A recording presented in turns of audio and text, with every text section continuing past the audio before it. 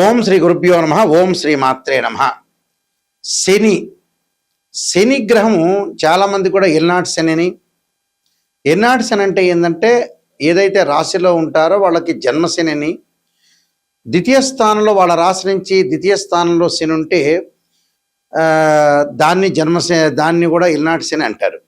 అంటే ఏదైనా రాశిలో వాళ్ళ రాశిలో జన్మంలో ఉన్న ద్వితీయంలో ఉన్న వ్యయస్థానమైన 12వ స్థానంలో ఉంటే దాన్ని ఎల్నాటి శని అంటారు. వాళ్ళ రాశి దగ్గర నుంచి మనకి 8వ స్థానంలో ఉంటే అష్టమ శని అని, 4వ స్థానంలో ఉంటే అర్ధాష్టమ శని అని, అలానే 10వ స్థానంలో ఉంటే కంటక శని, పొంగు శని అంటారు. శని ఏంది? పనులలో కొంత ఆలస్యం జరగటం, ఆయు ప్రమాణం తగ్గటం, ఆరోగ్యపరంగా ఇబ్బందులు, చికాకులు, కోపాలు, ఏ పనులు జరగకుండా ఉండటం, దగ్గరికి వచ్చినట్టు వచ్చి పనులు, అవమానాలు, అనుమానాలు, గొడవలు, తగాదాలు, ధన నష్టము, ఆరోగ్యపరంగా ఇబ్బందులు, అంటే ఇలాంటివన్నీ కూడా చాలా డబ్బు పరంగా మోసపోవటం, ఇలాంటివన్నీ కూడా శని ద్వారా జరుగుతుంటుంది. అంటే శనిగ్రహం అనేది మన జాతకంలో బాగలేకపోయినా, గోచారీత్యా బాగలేకపోయినా ఇలాంటివన్నీ జరుగుతాయి. ఇప్పుడు శనిగ్రహము ప్రత్యేకంగా బుధుడి నక్షత్రంలోకి రాబోతుంది. అంటే శని మీనరాశిలో ఉన్నారు. మీనరాశిలో మే 17వ తారీఖు నుంచి శని రేవతి నక్షత్రమైన బుధుడి యొక్క నక్షత్రంలో ఉంటాడు. ఎప్పటి వరకు ఉంటాడు అంటే జూలై 27 వరకు ఉంటాడు. అంటే మే 15 నుంచి జూలై 27 వరకు శని రేవతి నక్షత్రమైన బుధుడి నక్షత్రంలో ఉండటం వల్ల ద్వాదశ రాశుల వాళ్ళకి ఎలాంటి ఫలితాలు జరగబోతున్నాయి అంటే శని బుధుడు మిత్రులు. అంటే ఒకళ్ళు శని గ్రహానికి బుధుడు మిత్రుడు అయితే బుధుడికి శని సముడు అవుతాడు. అంటే టోటల్గా ఇద్దరు కూడా మిత్రగ్రహాలే అని అర్థం. ఈ మిత్రగ్రహాల్లో శని మీనరాశి అయిన గురువు యొక్క రాశిలో ఉండటం, బుధుడు యొక్క నక్షత్రంలో ఉండటం వల్ల ఎలాంటి ఫలితాలు జరగబోతున్నాయో ఒకసారి తెలుసుకుందాం. ఇవన్నీ కూడా గోచారరీత్యా చెప్పబడే ఫలితాలు. వృశ్చిక రాశి వారికి శని యొక్క ప్రభావం ఏ విధంగా ఉంటుంది? వృశ్చిక రాశి వాళ్ళకంటే తృతీయాధిపతి, చతుర్థాధిపతి పంచమ స్థానంలో ఉండి రేవతి నక్షత్రమైన బుధుడు నక్షత్రంలో ఉండటం వల్ల ఈ విధంగా జరగబోతుంది. వృత్తి, ఉద్యోగ, వ్యాపార రంగాల్లో ఆటంకాలు కలగకుండా చూసుకోవాలి. ఉద్యోగపరంగా ఇబ్బందులు కలగకుండా చూసుకోవాలి. బిజినెస్ పరంగా కూడా ఇబ్బందులు కలగకుండా చూసుకోవాలి. కొంత ప్రమోషన్లో ఆలస్యం కావటం, భూములు కొనుగోలు, కార్యక్రమాల్లో ఆలస్యము, ఇంటిలో శుభ కార్యక్రమాలు వాయిదాలు పడే అవకాశాలు, తల్లిదండ్రులు, సోదరుల మూలకంగా కూడా గ్రామీణ వ్యవహారాలు, కోర్టు వ్యవహారాలు చికాకులు కలిగించటం, అలానే నీచ స్త్రీలతోటి సంభోగము, అలానే కాలయాపన జరగటం, రుణ బాధలు కలిగే అవకాశాలు ఎక్కువ ఉంటాయి. అంటే ఏదైనా ప్లాన్ ప్రకారంగా వెళ్ళాలి, చాలా జాగ్రత్తగా ఉండాలి. అనుకోని పరిస్థితుల విషయంలో కూడా కొంత జాగ్రత్తగా ఉండి లైఫ్ని ఎలా లీడ్ చేయాలని చూడాలి. స్థానచలనం అంటే గృహ మార్పులు, అంటే ఇంటి మార్పులు, కార్లు మార్పులు కలగటం, ఒక కారు అమ్మేయటం, ఇంకో కారు కొనుగోలు చేయటం, అలానే కొన్ని వస్తువులు మార్పు చేయటం, అంటే వస్తు మార్పిడి జరుగుతూ ఉంటుంది. అలానే ఊర్లు మారటం, ఉద్యోగస్తుల ప్రమోషన్లు, వ్యాపారాలు విస్తరణ, ఇలాంటి పెను మార్పులు కలిగే అవకాశాలు ఎక్కువ ఉంటాయి. ఆ పెను మార్పుల్లో కూడా ఆర్థిక పరంగా నష్టపోవద్దండి. ఆర్థిక పరంగా ఆదాయం తగ్గిపోయే అవకాశం ఉంటుంది. అంటే ఫైనాన్షియల్ పరంగా పొజిషన్ వస్తున్నా ఏదో రకంగా వృధా ఖర్చులు అనేది కలిగే అవకాశాలు ఎక్కువ ఉంటాయి. వృధా ఖర్చులు లేకుండా కొంత జాగ్రత్త వహించి ముందుకు వెళ్ళండి. నేను చెప్పబోయే కొన్ని పరిహారాలు పాటించండి, మీకు మంచి జరిగే అవకాశాలు ఖచ్చితంగా ఉంటాయి. శని యొక్క దోషం ఉన్న వాళ్ళు ఖచ్చితంగా ఎల్నాటి శని కానీ జన్మ శనిలో ఉంటే ఏం చేయాలి? గోచారరీత్యా ఎవరికైనా సరే ప్రజెంట్ మీనరాశి వాళ్ళకి జన్మంలో శని ఉన్నాడు. ఒకవేళ వారి యొక్క జాతకంలో శని బాగలేకపోయినా, ఆ లగ్నం నుంచి శని మహర్దశ జరుగుతున్నా, శని అంతర్దశలు జరుగుతున్నా, విదిశ జరుగుతున్నా, ప్రాణదశ, సూక్ష్మదశ జరుగుతున్నా, శని బాగలేకపోయినా వారి జాతకంలో కేవలం నాట్ ఓన్లీ ట్రాన్సిట్ సిస్టమ్ అంటే బర్త్ చార్ట్లో కూడా బాగలేకపోతే, అంటే బర్త్ చార్ట్లో బాగలేకపోయినా, గోచారరీత్యా బాగలేకపోయినా శని యొక్క దోషానికి పరిహారం చేసుకోవాలి. ఆ పరిహారాలు ఎలాంటి పరిహారాలు అంటే జన్మశనిలో గోచారీత్యా ఉండి బర్త్ చార్ట్లో బాగాలేకపోతే శని యొక్క స్తోత్ర పారాయణం చేయాలి. దక్షిణాకాళి యొక్క స్తోత్ర పారాయణాన్ని శనివారం చేయటం, నీలాంజన సమాభాసం రవిపుత్రేమాగ్రజం ఛాయామార్తాండ సంభూతం తం నమామి శనైశ్చరం అనే మంత్రం చక్కగా చదువుకోవాలి. నువ్వుల దానము, నల్లని వస్త్రాన్ని దానం చేయాలి. నల్లని మేకు, నల్లని వస్తువులు ఏదైతే సరే, నల్లని చెప్పులు, గొడుగు దానం చేయటం మంచిది. అలానే ఇక్కడ జాతకపరంగా ఇప్పుడు మేషరాశి వాళ్ళు ఉన్నారు. మేషరాశి వాళ్ళకి ఏ విధంగా ఉండబోతుంది అంటే, మేషరాశిలో జన్మించిన వాళ్ళు కానీ, ద్వాదశ రాశుల్లో జన్మించిన వాళ్ళు కానీ, మేషరాశి వాళ్ళకి ఎలా ఉంటుంది? 12వ స్థానంలో శని ఉన్నాడు ఇప్పుడు ప్రజెంట్. 12వ స్థానంలో శని ఉంటే ఎలాంటి పరిహారం చేసుకోవాలి అంటే, వాళ్ళు తప్పకుండా నల్లని ద్రాక్షారసంతో శనికి అభిషేకం చేయాలి. నీలాంజన సమాభాసం రవిపుత్రేమాగ్రజం ఛాయామార్తాండ సంభూతం తం నమామి శనైశ్చరమని నల్లని ద్రాక్షారసంతో అభిషేకం చేయాలి. చేయటం వల్ల శని యొక్క దోషం పోతుంది. అలానే కుంభరాశి వాళ్ళకి ద్వితీయ స్థానంలో శని ఉన్నాడు. కుంభరాశి వాళ్ళకి ద్వితీయ స్థానంలో శని ఉంటే ఏం చేయాలి అంటే, శని జపం చేయటం, శనైశ్చరుడు యొక్క తిలలతో హోమం చేయాలి. హోమం చేయటం వల్ల కుటుంబ పరంగా ఉండే కలహాలు ఇలాంటివన్నీ తొలగిపోతాయి. ఆరోగ్యపరంగా ఇబ్బందులు తొలగిపోతాయి. అంటే కుంభము, మీనము, మేషరాశి వాళ్ళు ఇలాంటివి చేయాలని అర్థం. అలానే మిగతా రాశుల పరిస్థితి ఏంటి? మిగతా రాశుల వాళ్ళు ఎలాంటి ఫలితాన్ని చేయాలి అని అంటే, ఇక్కడ అష్టమ స్థానాన్ని తీసుకుందాం. సింహరాశి వారికి ఏ విధంగా ఉండబోతుంది? సింహరాశి వాళ్ళకి అష్టమ స్థానం శని. వాళ్ళు తప్పకుండా శని జపం చేయటం, శని హోమం చేయటం, దాంతోపాటు నువ్వులతో చేసిన, నువ్వులు బెల్లం చేసిన ఉండల్ని తయారు చేసుకుని ప్రధాన అర్చకులకు ఇచ్చి అందరికీ కూడా భక్తులకు వితరణ చేయమని చెప్పాలి. దానివల్ల తొలగిపోతుంది. అలానే 4వ స్థానంలో శని ఎవరికి ఉన్నారు? ధనస్సు రాశి వాళ్ళకు ఉన్నారు. ధనస్సు రాశి వాళ్ళకి చతుర్థ స్థానంలో శని ఉండటం వల్ల వాళ్ళు ఖచ్చితంగా చేయాల్సింది ఏమిటి అని అంటే, నువ్వులు దానం చేయటం, నల్లని వస్త్రము, నల్లని మేకు, నల్లని చెప్పులు, నల్లని గొడుగు దానం చేయాలి. శనికి అభిషేకం చేయాలి.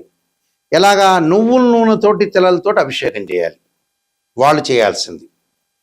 అంటే ఈ చతుర్థ స్థానంలో శని ఉన్నారు కాబట్టి ఈ విధంగా రెమెడీ చేయాలి. అలానే కంటక లేదా పొంగు స్థానం అన్నాము అంటే, వాళ్ళ రాశి దగ్గర నుంచి దశమ స్థానంలో శని ఉంటాం. ఎవరికి ఉంది దశమ స్థానంలో? మిథున రాశి వాళ్ళకు ఉంది.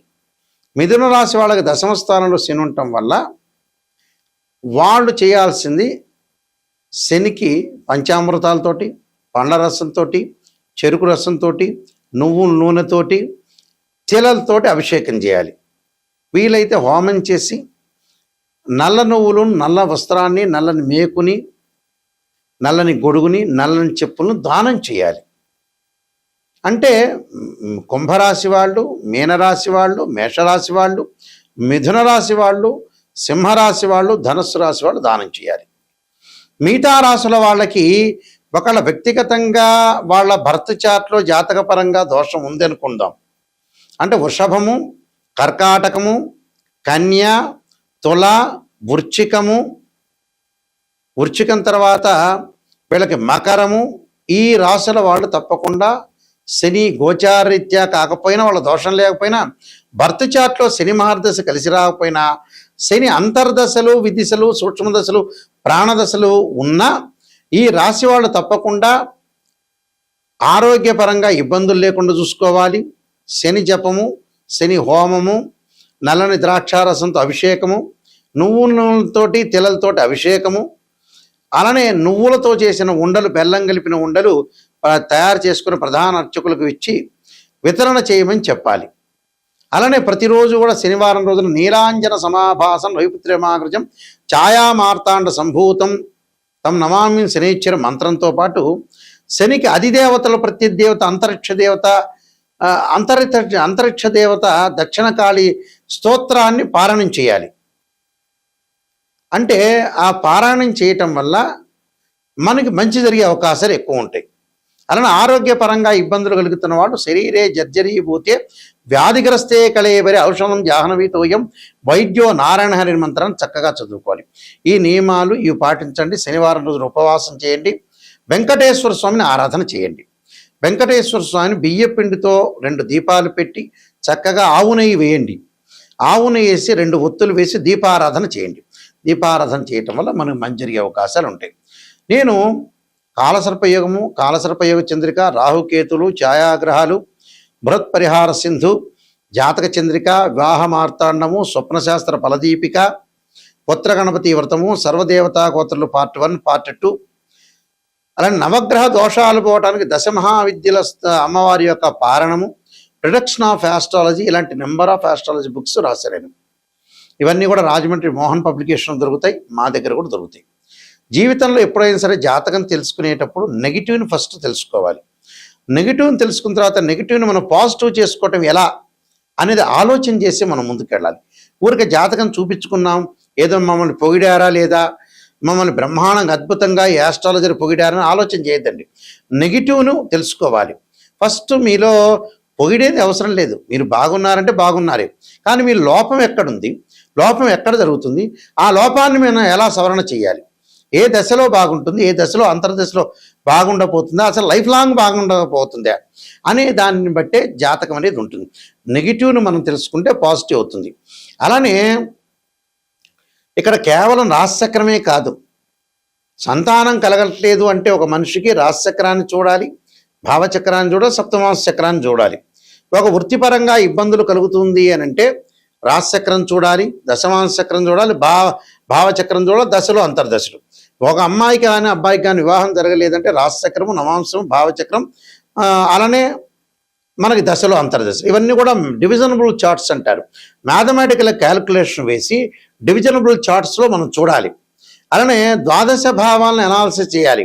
తనుభావానికి రవేధిపతి, ద్వితీయ భావానికి గురువు, తృతీయ భావానికి కుజుడు, చతుర్థ భావానికి చంద్రుడు, పంచమ భావానికి గురువు, సోదర భావానికి కుజుడు, అలానే ఇక్కడ ఏదైతే సప్తమ భావానికి శుక్రుడు, ఇలాంటి ద్వాదశ భావాలు అంటే ద్వాదశ భావాధిపతులు వేరు, రాశ్యాధిపతులు వేరు, ఆ గడిలో ఉన్న గ్రహము వేరు. భావాధిపతి అంటే ఎప్పుడైనా సరే ఓనర్ అని అర్థం. రాశ్యాధిపతి అంటే బిల్డరు, బిల్డింగ్ కట్టించినవాడు.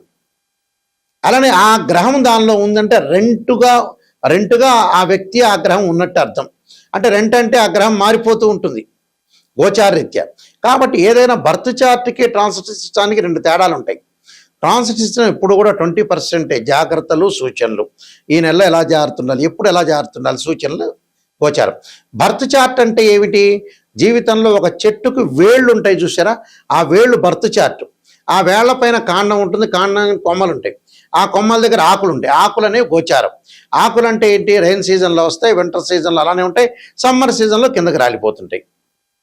అంటే ఎప్పుడైనా మ్యాథమెటికల్ క్యాలిక్యులేషన్ వేసి డివిజనబుల్ చార్ట్ చూసి శని ఎక్కడున్నాడు, శని నీచ స్థానంలో ఉన్నాడా, ఉచ్చ స్థానంలో ఉన్నాడా, ఏ స్థానంలో ఉండబోతున్నాడు, ఏ స్థానంలో మంచిది అనేది మనం చూసుకొని జాతకరీత్యా క్లారిటీగా మనం ఒక డిక్లరేషన్కి రావాలి. జాతకంలో ఇలా ఉండబోతుంది తెలుసుకొని ముందుకెళ్తేనే మీకు మంచి జరుగుతుంది. అందువల్ల www.nayakanti.com కానీ .in కానీ చూడండి. స్క్రీన్ మీద స్క్రోలింగ్ అవుతున్న నెంబర్ నా దగ్గరికి వస్తుంది, నేనే మాట్లాడతాను, కన్సల్ట్ చేస్తాను. అందువల్ల ప్రతి విషయాన్ని కూడా కూలంకషంగా తెలుసుకోండి.